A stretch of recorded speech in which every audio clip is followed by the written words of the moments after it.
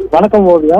கும்மிடிப்பூண்டி அடுத்த பிருத்திவி நகர் பகுதியில் கடந்த ஒரு வருட காலமாக மஸ்தான் பாபு என்பவர் காய்கறி மொத்த வியாபாரம் கடை நடத்தி வருகிறார். இந்த கடையில் வட மாநிலத்தைச் சேர்ந்த இளைஞர்கள் 10க்கும் மேற்பட்டோர் பார்த்தோம்னால் தங்கி வேலை செய்து வருகின்றனர். காய்கறி தொடங்கிய நாட்களில் இருந்தே பார்த்தோம்னால் அடையாளம் தெரியாத சிலர் வட மாநில இளைஞர்களை வேண்டுமென்றே சண்டை இழுத்து தகாத வார்த்தைகளால் பேசி திட்டி வருவதும் சில நேரங்களில் தாக்கி ரத்த காயங்கள் ஏற்படுத்தி வருவதாகவும் கூறப்படுகிறது.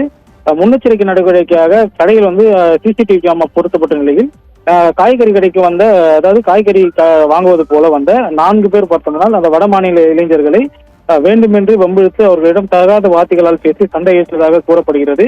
மேலும் சிசிடிவி கேமரா இருப்பதை அறியாத அந்த கும்பல் பார்த்தோம்னா வடமாநில இளைஞர் ஒருவரை பலமாக தாக்கி ரத்த காயம் ஏற்படுத்தி அந்த சிசிடிவி பதிவுகள் தற்போது வைரலாகி வருகிறது.